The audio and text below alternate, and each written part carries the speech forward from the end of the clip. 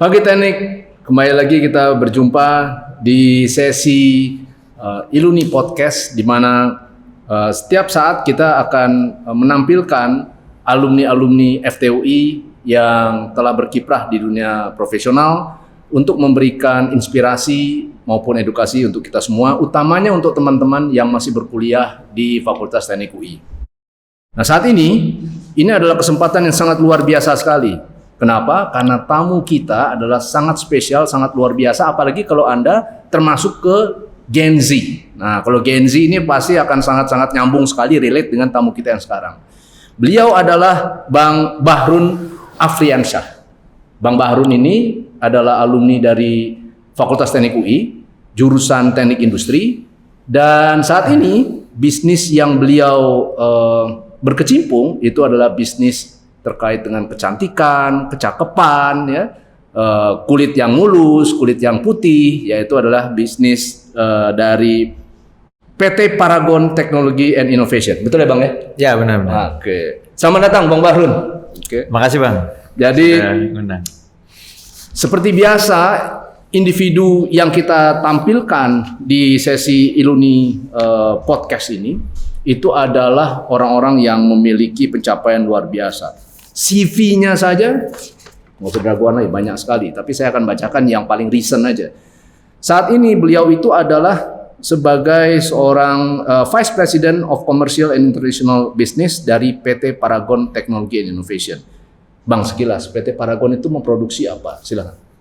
Paragon itu beauty company nomor 1 di Indonesia. Sebenarnya kita sudah udah 10 tahun terakhir kita nomor 1. Brand kita dulu tuh yang mungkin banyak dikenal masyarakat itu adalah Wardah.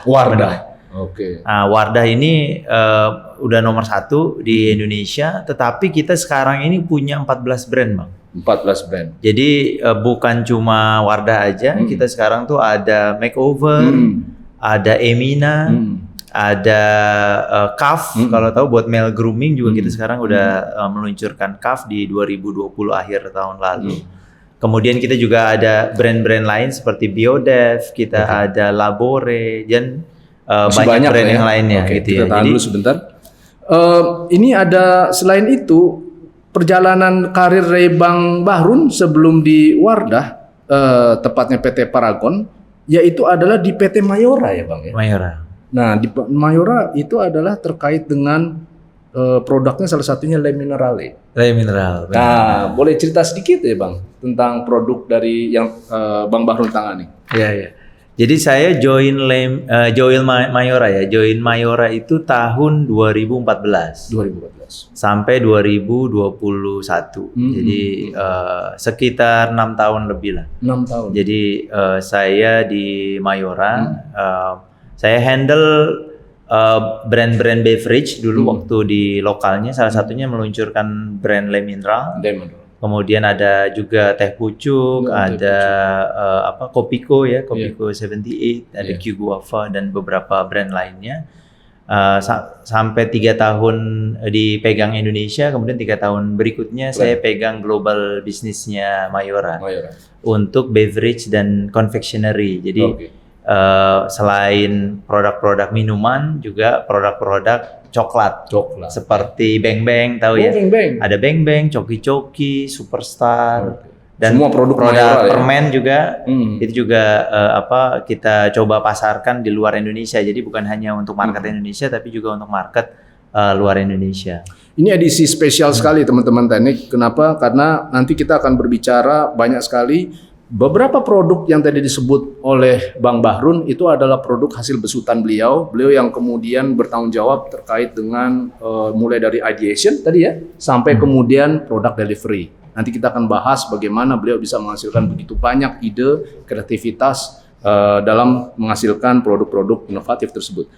Oke, itu sebelumnya lagi perjalanannya adalah ternyata Bang Bahrun juga sekilas pernah ada di PT Unilever, betul ya Bang? Iya. Nah, bisa cerita sedikit di Unilever Bang Bahrun seperti apa, tanggung jawabnya, kewenangannya bagaimana?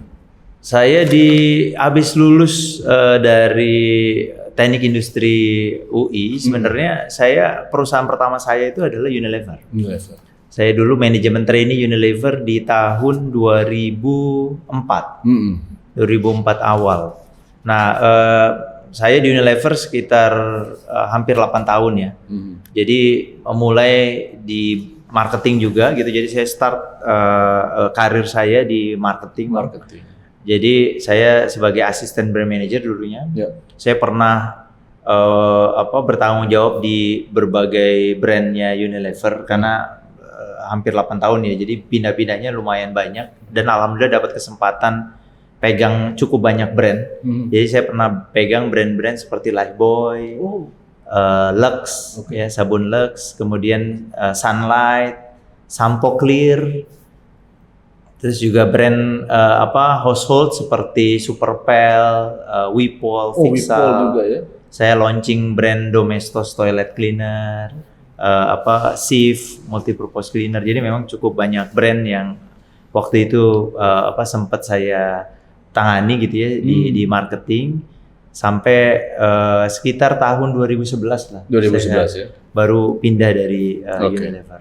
Nah, jadi itu sekilas tentang Bang Bahrun. Jadi pastikan Anda ikuti video ini, sesi ini sampai habis. Kenapa? Karena banyak sekali inspirasi dan edukasi yang akan kita gali dari Bang Bahrun.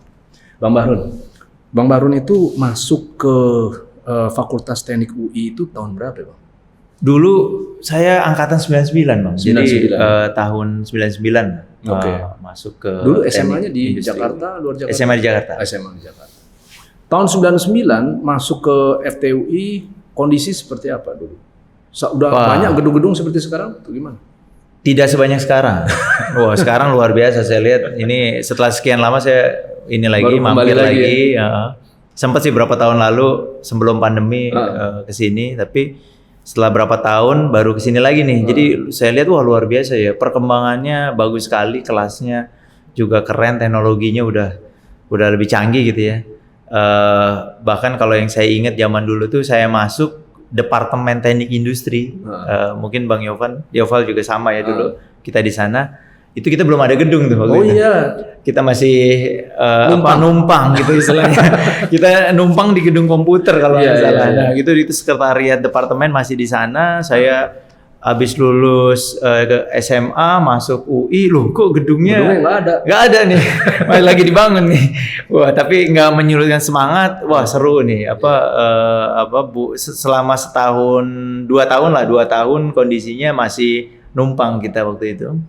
Jadi kalau dibandingkan sekarang harusnya fasilitas sudah lengkap, semua udah tersedia sehingga lebih canggih lah. Harusnya lebih canggih dan lulusannya pasti lebih keren, lebih luar biasa. Bang Bahrun memilih teknik industri kenapa?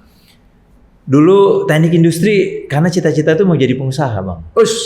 Pengusaha ya. Cita-cita ininya tuh adalah saya mau bikin perusahaan karena saya mau buka lapangan kerja. Di Universitas Indonesia itu kan kita dapat subsidi di biaya rakyat. Jadi kita harus balik untuk buka lapangan kerja untuk bantu rakyat gitu ya. Jadi itu cita-cita luhurnya begitulah gitu. Makanya dari saya pikir SMA. Dari SMA. Kan zaman-zaman SMA tuh zaman 98 ya. Ingat ya? 98 kan lumayan seru tuh ya. Cuma kita masih reformasi kan. Kita lagi reformasi, kita di SMA waktu itu masih belum ikutan tuh. Kakak-kakak mahasiswa turun ke jalan, turun ke MPR, DPR dulu ya. Nah, jadi kita punya cita-cita begitu tuh. Wah, ini kita harus bantu negara nih. Kita makanya begitu lulus cita-citanya pengen seperti itu. Makanya teknik industri itu saya dapat tanya ke guru-guru itu katanya wah kalau teknik industri itu bisa tahu dari ujung sampai ujungnya gitu.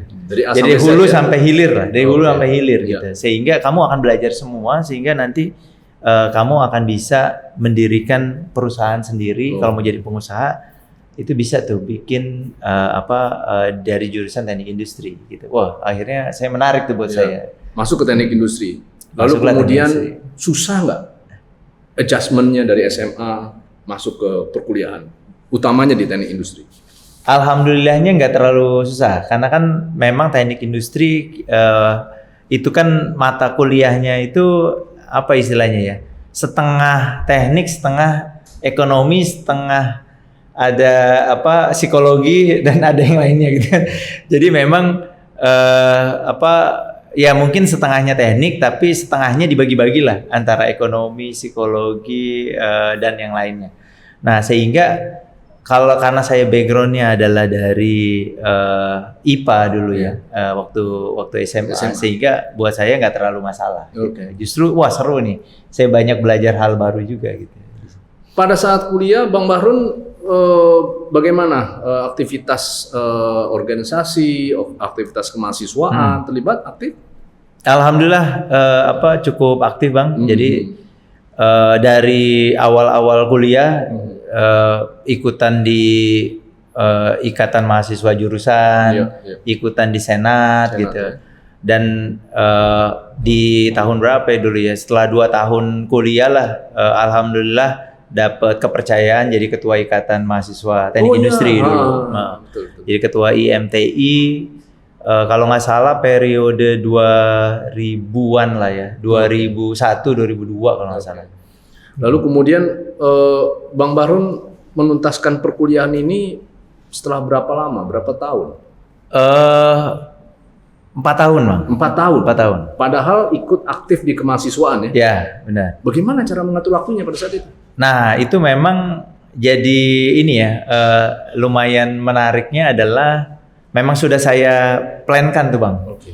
Jadi saya plankan, jadi wah ini kayaknya tahun pertama 2-3 masih aman nih. Kita sambil beraktivitas, sambil banyak ya akademik jangan ditinggalin, tetapi non akademik juga bisa cari pengalaman di sana gitu. Jadi ikutan organisasi, bisnis juga gitu. Jadi banyak hal yang dilakukan. Bisnis juga ya? Ya, alhamdulillah sambil namanya anak kos ya. Oke. Pada Anak saat kos, itu apa yang diusahakan? Macam-macam Bang. Oh, iya? Mulai dari fotokopi buku kuliah. Oh, oke. Ya zaman dulu tuh kan lumayan itu ya, lumayan sering slide. Bahkan modul-modul gitu ya. Kartu nama Kartu gitu. nama. Oke. Printing ngajar juga Bang. Ya, jadi Bang Bahrun selain di kuliah mengikuti perkuliahan tapi juga ikut organisasi tapi juga memiliki aktivitas bisa dibilang bisnis begitu ya. Bisnis juga atau cari tambahan lah ya. Okay. Jadi karena supaya bantu-bantu lah kalau di kosan kan supaya ada upgrade dikit lah. Ini saya lihat di GPA-nya luar biasa ya, tinggi juga nih untuk seorang yang sangat sibuk. Bagaimana Bang Bahrun membagi waktunya itu? Kalau kuliah selalu hadir Bang. Selalu hadir. Jadi kuliah insya Allah jarang sekali bolos lah. Pasti selalu hadir, ikut perkuliahan. Tapi di luar setelah selesai kuliah itu lebih free untuk ada tambahan kegiatan-kegiatan organisasi, mau sambil bisnis atau ngajar itu masih bisa dilakukan setelah selesai kuliah. Tapi ya tentunya begitu malamnya kita balik lagi belajar lagi gitu. Banyak banget jadi yang mau harus saya di-balance Bang. Gali inspirasi dan edukasi dari Bang Bahrun ya. Tapi kita break sejenak, kita ngopi dulu Bang. Yes, kopi. Siap. Kawan orang pencari inspirasi. Mantap.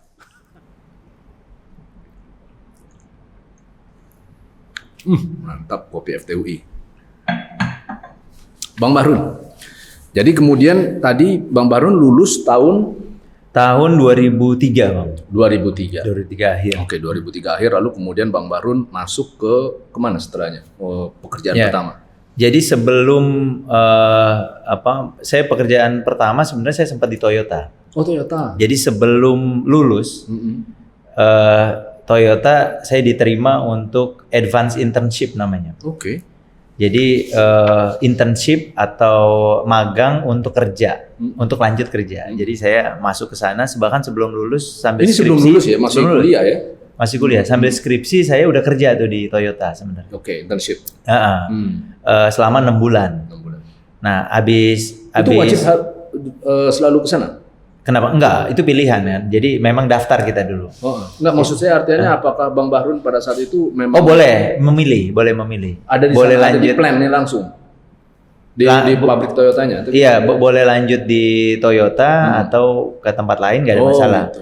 Tetapi memang ada waktu itu dibuka untuk advance internship namanya untuk di Toyota. Jadi 3 bulan sebelum lulus saya udah di Toyota tuh sambil kerja. Sambil kerja. Lulus masih 3 bulan tuh di lanjut Toyota, tapi sambil apply tempat-tempat lain juga. Okay. Nah, alhamdulillah waktu lulus tuh ada pilihan gitu. Iya. Mau di Toyota atau waktu itu di Unilever salah satunya. Jadi saya ambil yang Unilever. Di Unilever waktu itu juga ada 2 pilihan. Mau di sales atau marketing. Karena memang saya menariknya ini adalah karena cita-cita mau jadi pengusaha tadi.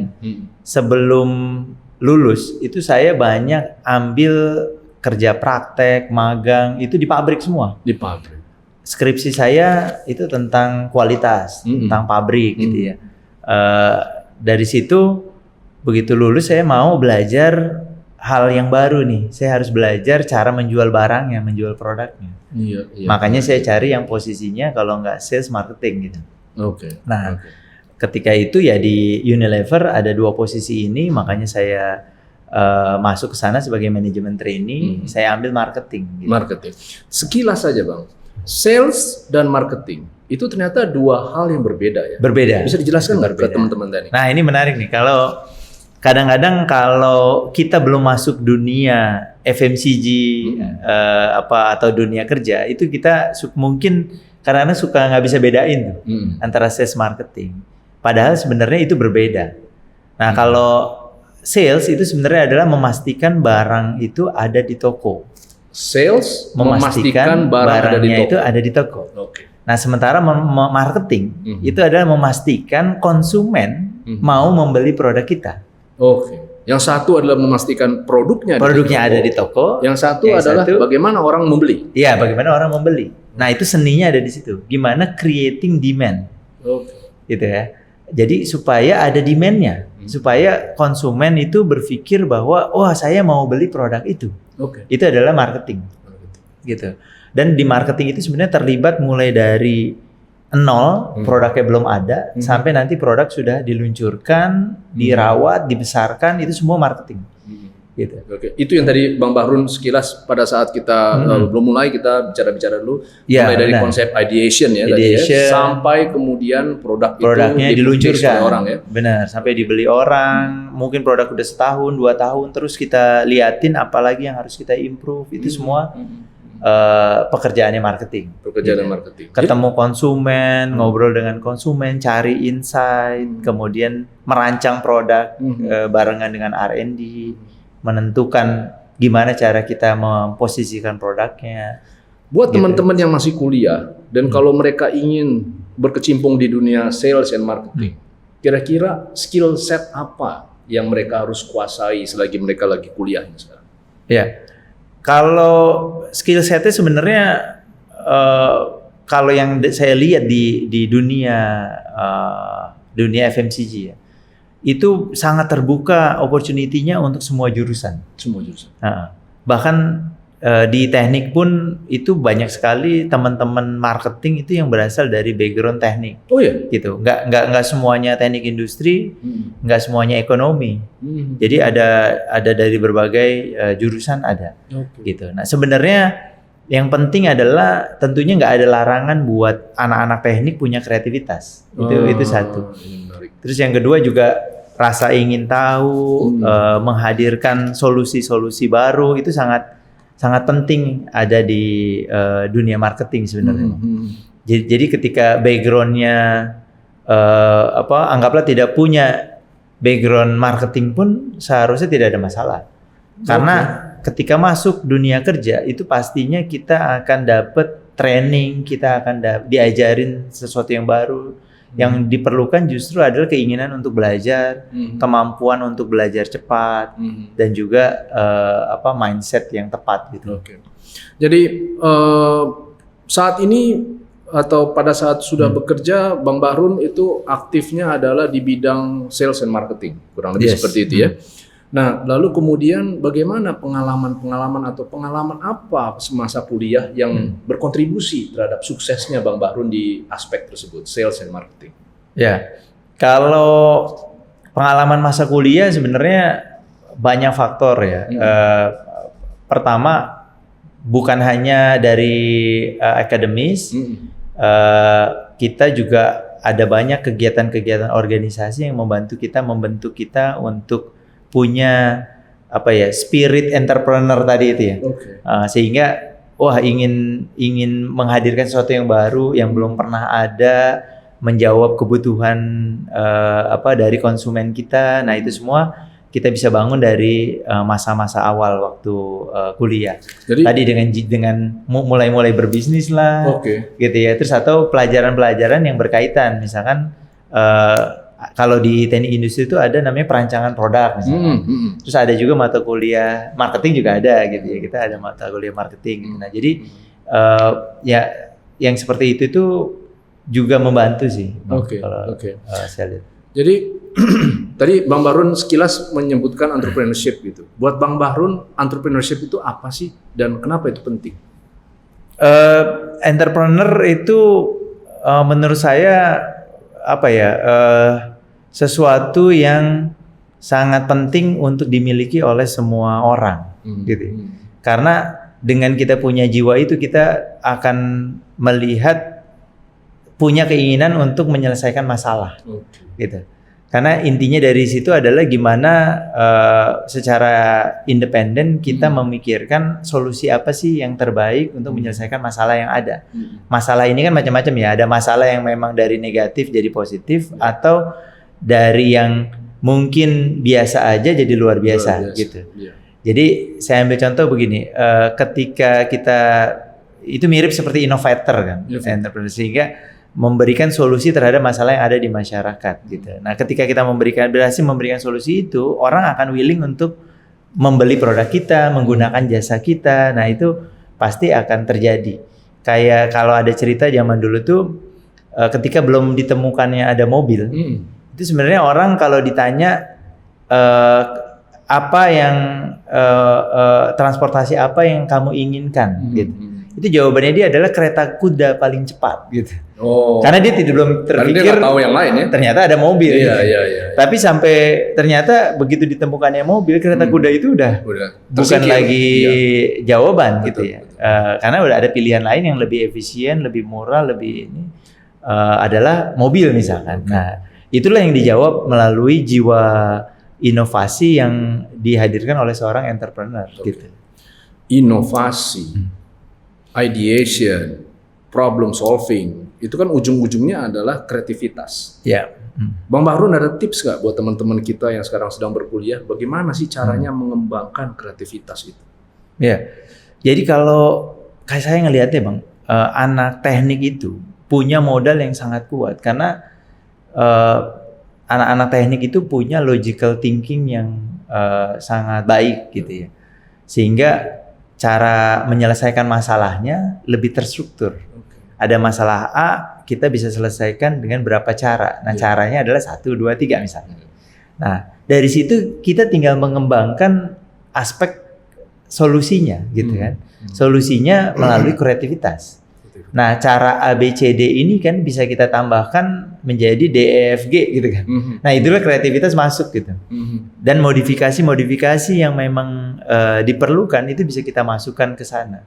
Sehingga istilahnya adalah modalnya sudah ada, tinggal teman-teman adik-adik di Fakultas Teknik ini udah punya itu.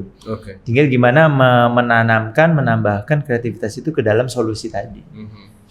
Bang Bahrun, sebagai orang yang berkecimpung di bidang kreatif ya, di bidang kreatif, di bidang innovation gitu ya, saya jadi penasaran bagaimana Bang Bahrun itu menata harinya. Ada nggak sih sebenarnya jadwal yang fix, atau memang Bang Bahrun itu memiliki random, bebas gitu dalam menjalani hari? Seperti apa?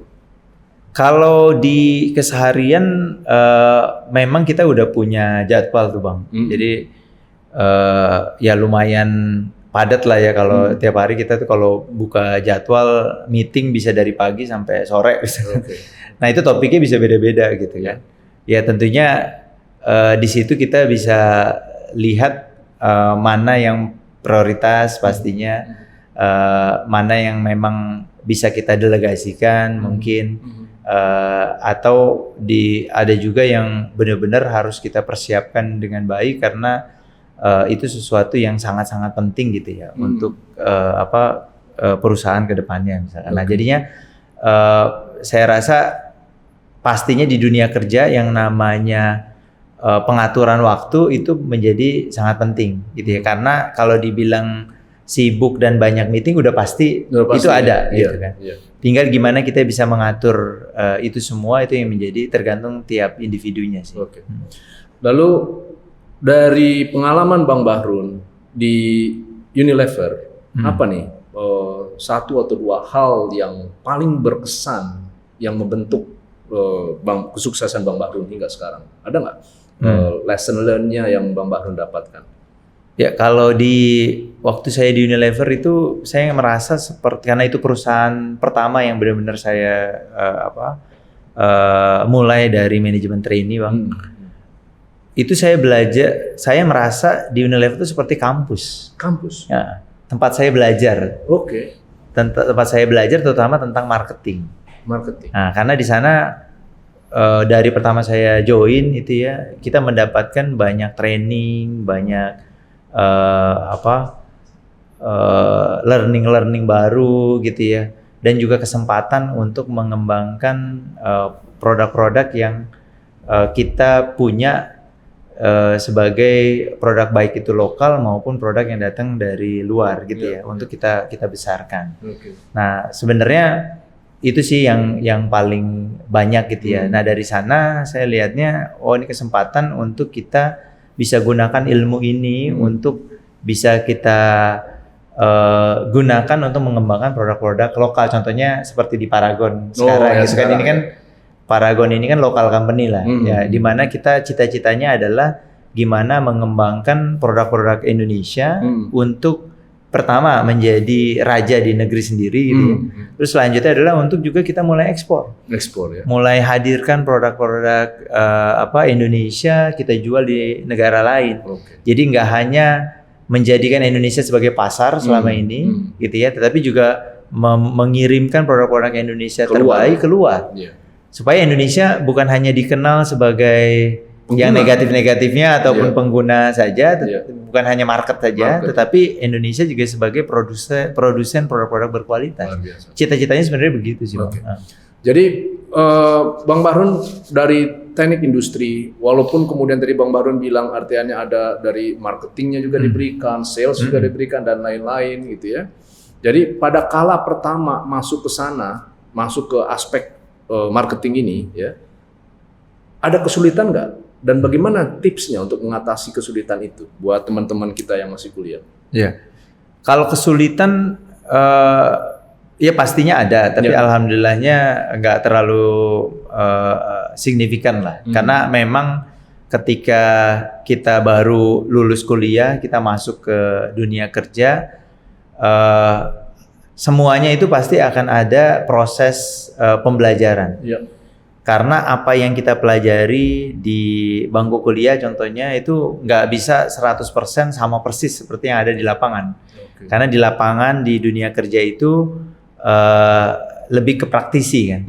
Nah, pastinya ada adjustment yang diperlukan. Apalagi kalau ternyata dunia kerja yang kita masuki itu tidak sama persis dengan yang jurusan atau keilmuan yang dulunya kita pelajari. Nah, itu nggak ada masalah juga karena memang hampir di semua perusahaan ketika dia menerima karyawan baru pasti akan ada sesi training, sesi pengajaran, cara bekerja dan seterusnya untuk membantu karyawan-karyawan baru ini untuk bisa perform gitu di tempat kerjanya. Setelah dari Unilever, lalu Bang Bahrun pindah ke Le Mineral, dan Bang Bahrun ini adalah orang yang bertanggung jawab menggelontorkan, menghasilkan Le Mineral, betul ya Bang ya? Yeah. Nah, bisa cerita sedikit nggak? Seperti apa kesulitannya, tantangannya pada saat itu? Wah, itu menarik ya. Kalau bicara tentang Le Mineral ini kan industrinya adalah air minum. Air minum. Ya. Itu sangat besar sekali Bang, secara size bisnis dan di sana sudah ada rajanya yang rajanya sangat besar sekali ya, atau istilahnya kompetitor yang sangat kuat. Ada suatu merek ya, kita mungkin tahu ya di Indonesia yang udah sangat besar gitu kan. Nah, sejarahnya adalah banyak penantang-penantang baru yang datang tapi nggak semuanya berhasil. Oh, kebanyakan kalah Gitu. ya? Kebanyakan ya share-nya itu sangat kecil sekali lah. Dia ada tetapi kecil sekali secara size bisnis gitu. Nah, ketika Le Mineral ingin masuk gitu ya, tentunya tantangannya ada di sana gitu. Gimana kita bisa mengubah kebiasaan konsumen yang ada di Indonesia untuk berubah ke produk baru ini. Gitu. Nah, makanya banyak sekali riset yang dilakukan sebelum kita meluncurkan produk. Kita memastikan kita melakukan riset yang dibutuhkan gitu. Apa sih yang dicari oleh konsumen? Apa hal penting yang mereka anggap itu penting untuk sebuah produk, terutama produk air minum misalnya. Iya. Nah, itu kita menemukan tuh hal-hal yang menjadi insight istilahnya di dalam dunia marketing. Insight-nya yang menjadikan membuat konsumen bisa memutuskan membeli sebuah produk. Apa itu insight? Nah, beberapa di antaranya adalah faktor persepsi kualitas. Persepsi kualitas itu sangat penting untuk produk-produk yang kita menyasarnya kepada medium up consumer gitu ya. Karena medium up consumer ini pasti mencari kualitasnya, bukan mencari yang paling murahnya. Gitu. Karena kebetulan kita menargetkan ke sana ya, middle up consumer. Gitu. Nah, faktor berikutnya adalah differentiation atau pembeda. Apa sih penawaran kita yang berbeda dibanding yang lain? Karena pasti orang bertanya ya ujung-ujungnya cuma air gitu minum, kan. Ya? Air minum gitu. Tetapi di situ ternyata ada yang bisa membedakan gitu kan. Nah, itulah kenapa contohnya Le Mineral ngambil posisi bahwa kita adalah air mineral pegunungan gitu. Nah, air mineral pegunungan mungkin kalau pernah dengar ada kampanye yang ngomong ada manis-manisnya. Nah, itu juga berusaha untuk mencari pembedanya. Karena kita mengandung mineralnya itu memiliki rasa, dan rasa manis adalah salah satu rasa yang menonjol di Le Mineral. Kita angkat itu supaya berbeda. Nah, persepsi kualitas juga dari kemasannya, dari endorsement yang kita lakukan, dari kegiatan-kegiatan yang kita berikan. Kita banyak kerjasama dengan ahli-ahli kesehatan contohnya, itu untuk memberikan penguatan di kualitas. Gitu. Nah, itu contohnya ketika kita membangun brand awareness tadi ya. Jadi dari pertama kali muncul, lalu kemudian tadi Bang Barun bilang banyak yang mencoba tapi kemudian gagal merek-merek lain gitu ya. Sementara Le Mineral bagaimana prestasinya setelah kemunculannya dalam konteks persaingan dengan yang dominan? Ya. Untuk Le Mineral itu kita alhamdulillah dulu itu dalam waktu kurang dari 2 tahun, sekitar 1,5 tahun lah kita berhasil jadi nomor 2. Bang. Kurang dari 2 tahun, kita berhasil jadi nomor 2 yang dengan gap yang cukup besar ya, dibanding dengan pemain ketiga, keempat, kelima gitu ya. Jadi sementara mereka sudah bermain juga puluhan tahun nih. Pemain yang lain selain nomor 1 ini itu sudah main sangat lama gitu ya. Nah, dengan kehadiran Remila dalam waktu setahun lebih udah bisa langsung nomor 2. Dan kita terus bertumbuh waktu itu dengan pertumbuhan sangat cepat gitu. Mendekati posisi pertama. Jadi nomor 2. Jadi nomor 2 setelah yang dominan ini ya. Yes. Kalau belajar dari pengalaman Bang Bahrun dalam mengembangkan produk Le Mineral ini, apa sih sebenarnya kuncinya, strateginya yang bisa mengangkat sampai ke nomor 2 tadi? Ya, pertama dari segi produk ya. Produk kita pastikan produknya kualitasnya baik gitu. Secara image pun kita pastikan bahwa image-nya itu aspirasional gitu untuk segmennya dia kan middle up consumer. Makanya kita angkat aspirasional ya. Makanya kelihatannya premium mulai dari kemasannya sampai cara kita mempromosikan produknya. Nah, itu menjadi salah satu kuncinya.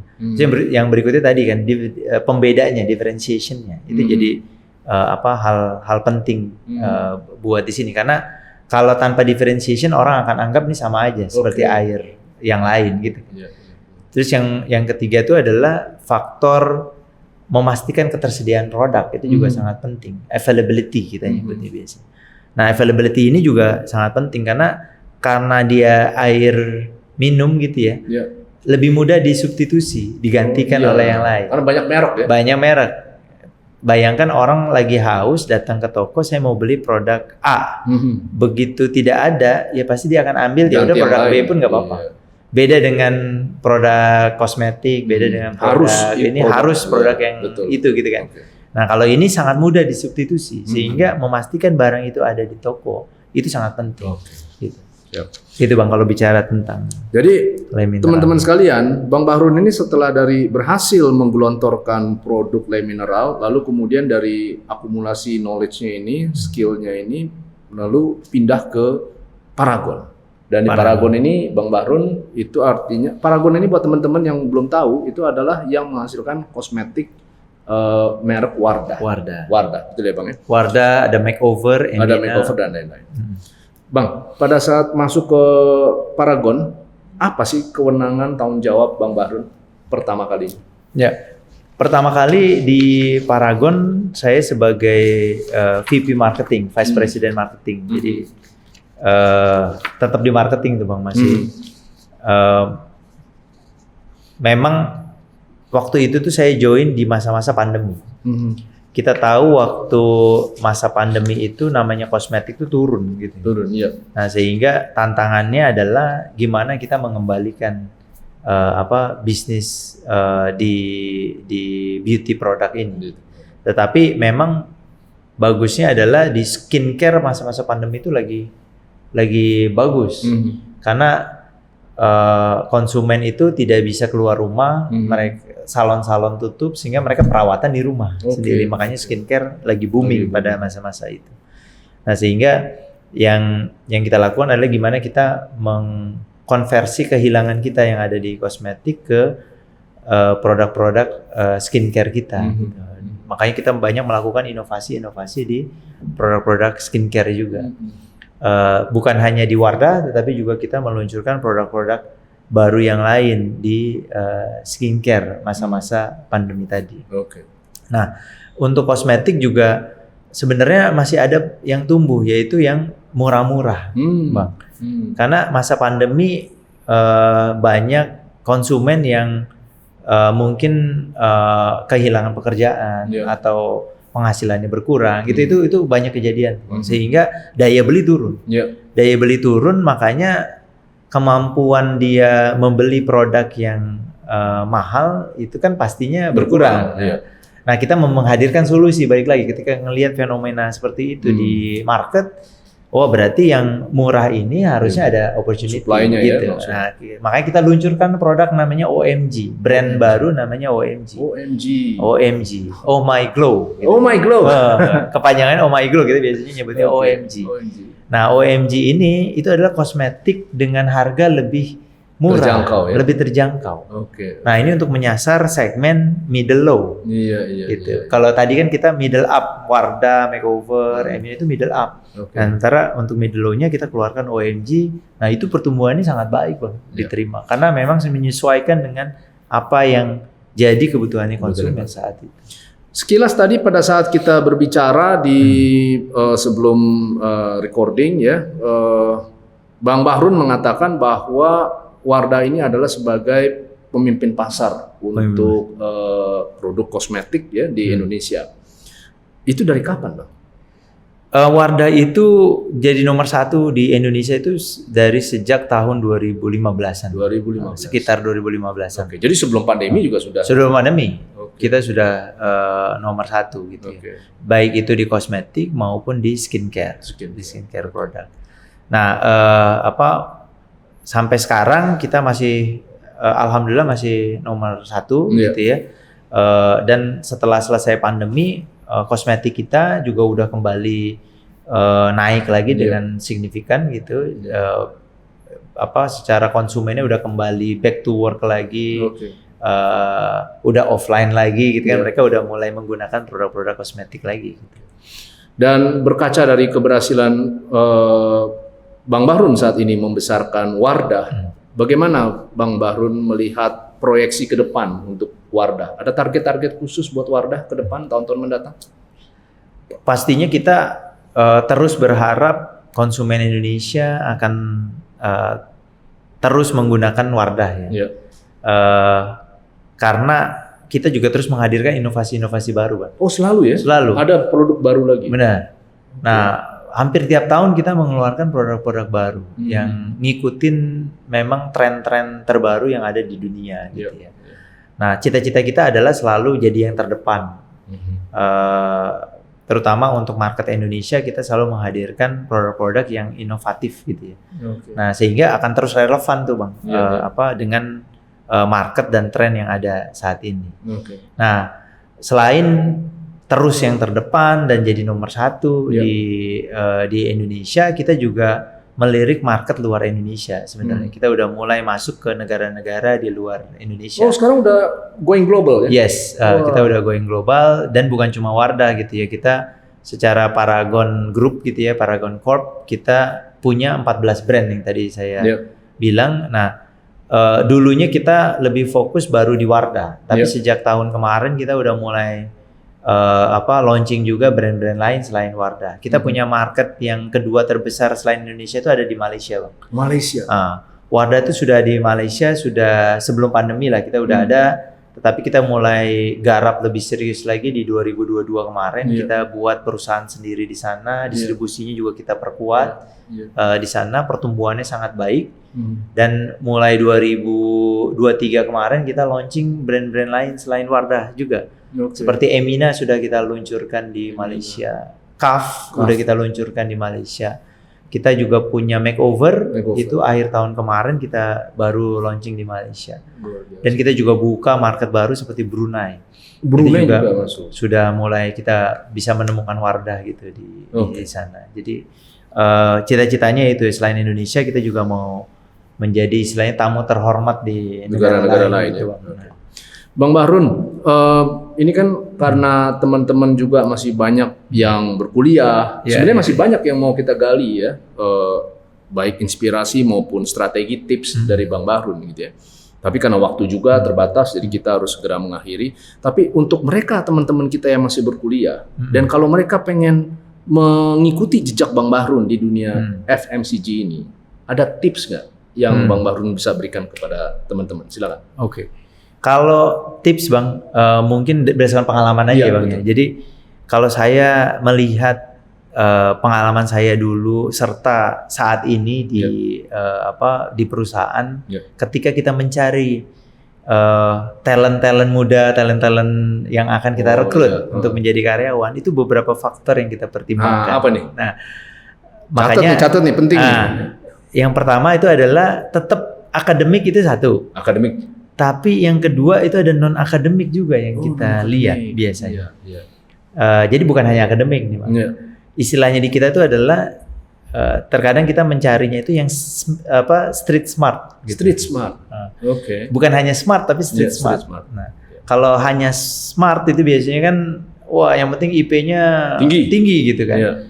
Nah, tapi ternyata perpaduan antara akademik non akademik itu penting.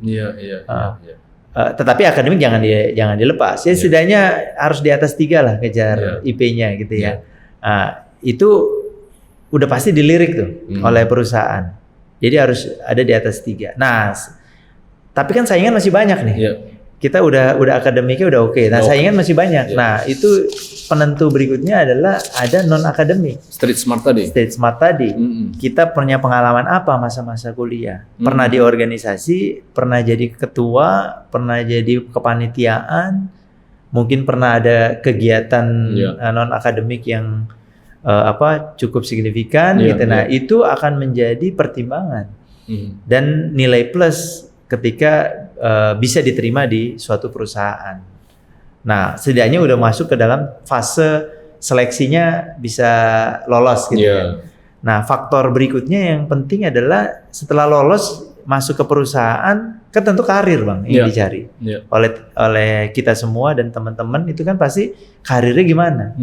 Nah, ternyata begitu udah masuk ke dalam perusahaan di dalam dunia kerja, untuk bisa mencapai karir yang baik, faktor non akademis ini memainkan peranan penting. Jadi akademis tadi adalah yang membuka pintu. Membuka pintu, tapi begitu udah masuk kan kita belajar sesuatu yang baru. Jadi akademis sudah tidak lagi 100% relevan gitu ya. Karena banyak pelajaran baru yang ada di sana. Makanya hal non akademis yang kemampuan kita untuk belajar, mindset, pola pikir ya tadi mindset itu penting. Terus cara kita bersikap, cara kita membangun networking, cara kita berinteraksi itu semua didapat dari non akademis. Kepemimpinan itu jadi non akademis. Itu pentingnya, artinya teman-teman selain sibuk berkuliah tapi juga ikut seperti Bang Barun organisasi kemahasiswaan dan lain-lain. Karena di situ belajar teamwork, belajar leadership. Nah itu yang akan membantu kita dalam dunia kerja sehingga nanti bisa secara karir akan lebih mendukung lah. Luar biasa. Gitu, perkembangan karir. Oke, Bang Bahrun, sebenarnya masih banyak sekali edukasi dan inspirasi yang kita ingin dapatkan dari Bang Bahrun, tapi waktu juga yang terbatas. Dan teman-teman, dimanapun Anda berada, jangan lupa kami sangat membutuhkan dukungan kalian. Like, subscribe, itu akan sangat membantu kami untuk memberikan yang terbaik untuk memunculkan individu-individu yang inspiratif, yang berguna untuk masa depan kita semua. Jadi bisa mudah-mudahan dari sesi ini ada beberapa dari teman-teman yang bisa mengikuti jejak Bang Bahrun, sukses di dunia FMCG. Oke, baik. Terima kasih Bang Bahrun untuk waktunya karena beliau juga sangat sibuk dan dengan demikian kami akhiri. Terima kasih untuk perhatian. Wassalamualaikum warahmatullahi wabarakatuh.